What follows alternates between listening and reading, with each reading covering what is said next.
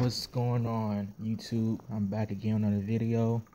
So this video I want to talk about just this specific artist. I last video I talked about how CHH impacted me, in my walk with Christ. I was talking about artists like Lecrae, Triple E, The Truth, Dee-1, Gemstones, R Swift, all those artists in that video.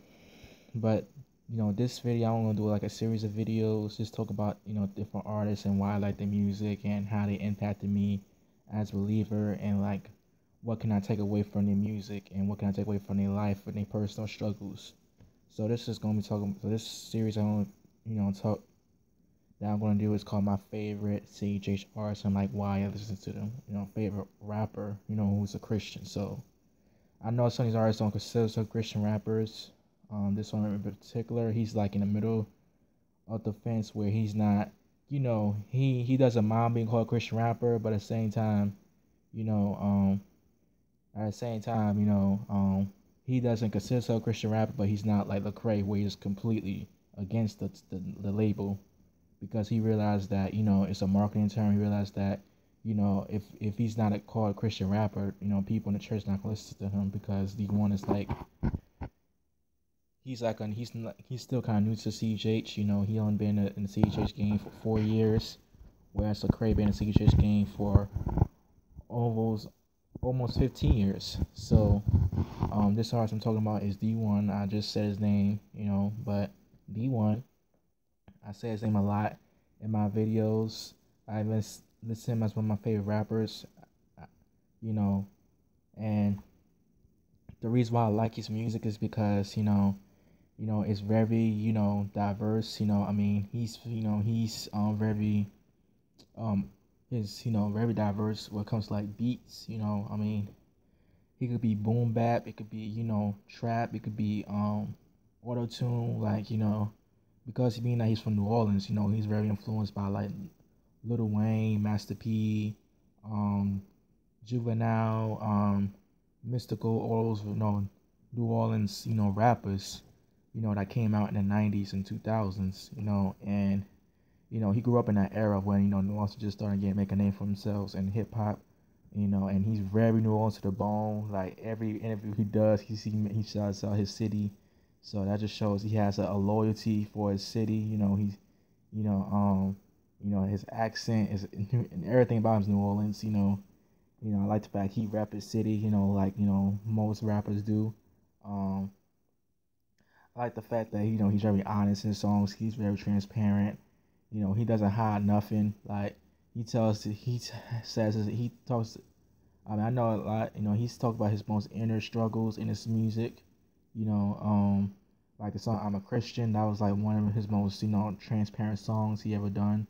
Because that was when he was kind of he was kind of shied away from being called a Christian rapper at first, because he didn't want to he didn't want to lose his mainstream fan base. He worked so hard to get the fan base that because he tried to be he wanted to be a rapper who didn't curse his music. He just wanted to be like the rapper like a Lupe, like early Lupe, and a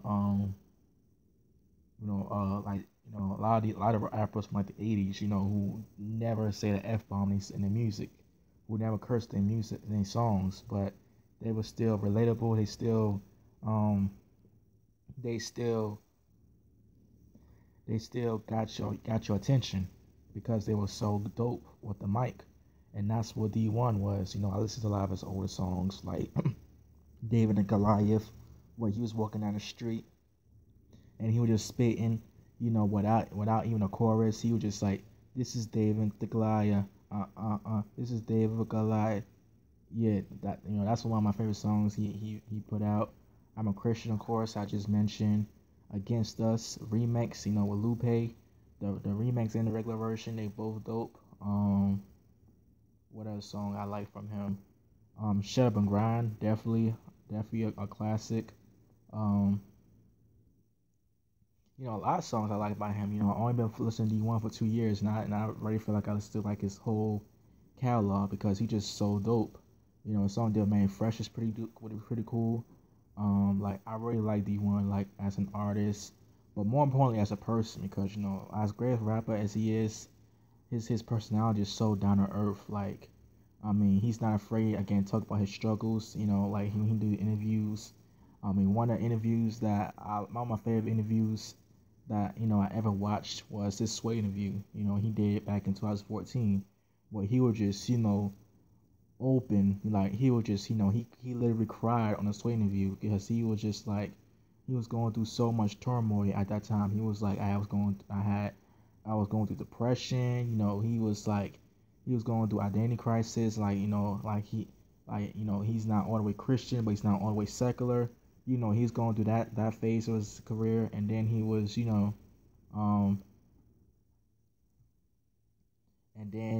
was just going through all these demons attacking him. Like, he said he wanted to kill himself that year. Like, it was just so much going on in his life during that time, but yet he was so open about it on a secular interview.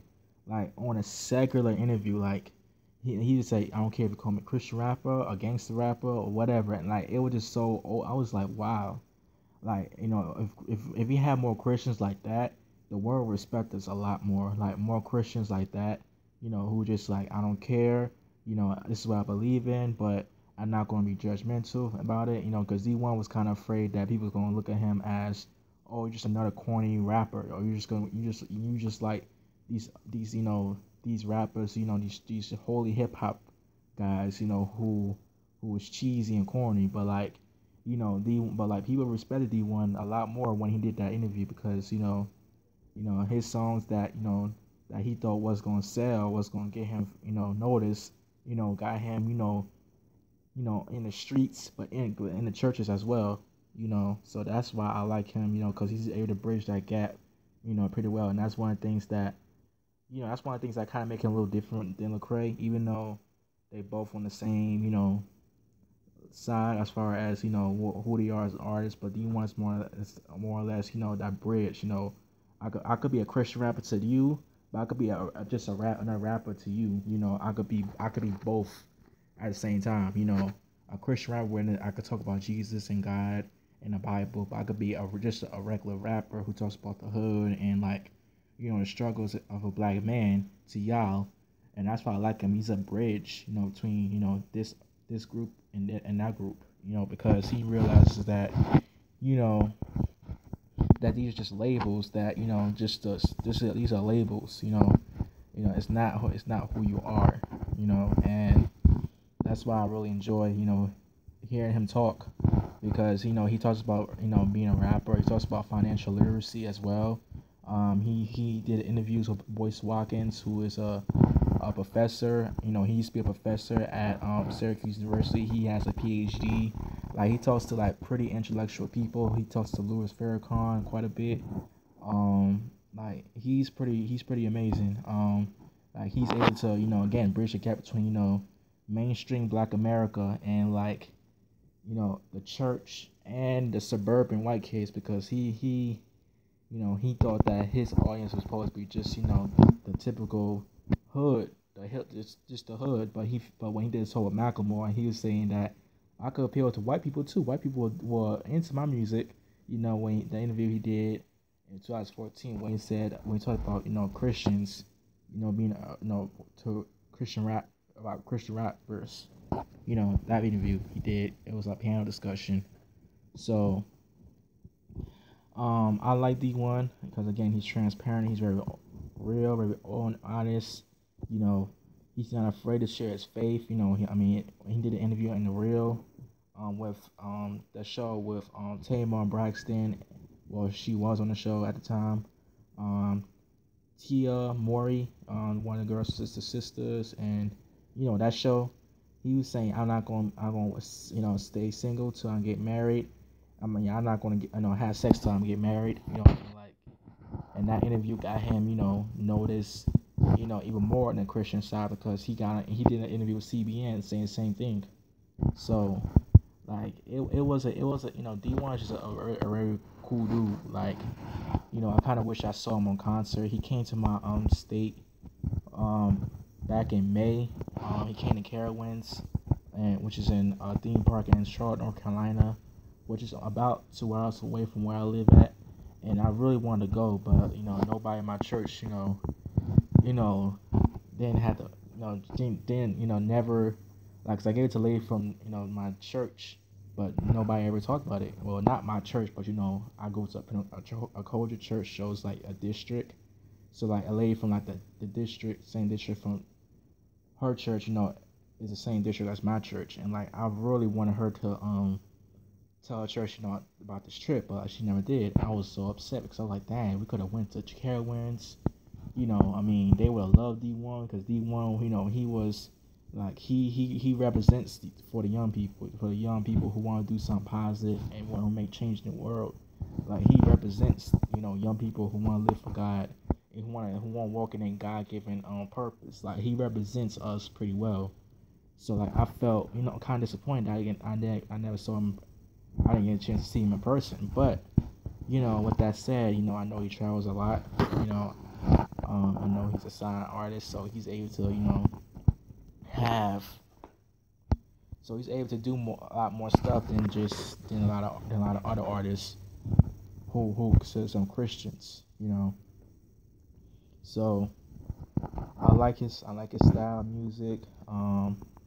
Again, he's one of those artists that I wish I found out about a lot earlier, but at the same time, I probably wouldn't have gotten into him as much as I do now because, when I got saved in 2011, I wanted, rap, Christian rap. I wanted rappers who, who fed me the word. And at the time, Dee-1 was a not Christian rapper at all. Like he was just a rapper who didn't curse. So I probably wouldn't appreciate his music if I, listened to him back then. But even back then, like I know Woman in Artery was like the closest thing he done to a Christian rap song before, I'm not perfect. I'm a Christian. That was like the closest thing he did to a CHH song. But, I probably wouldn't have, followed him like I do now if I hadn't found out about him back in 2015. So with all that said, Dee-1 is definitely my favorite artist right now, just because how he's able to bridge the gap between the world and the church. How he's able to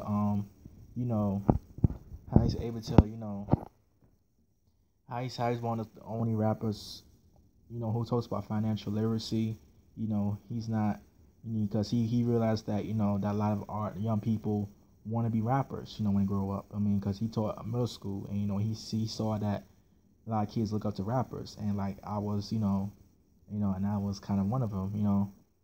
A lot of kids look up to rappers, and a lot of them, follow the trends that these rappers are doing. They want to get tattoos, they want to, sand their pants and stuff like that.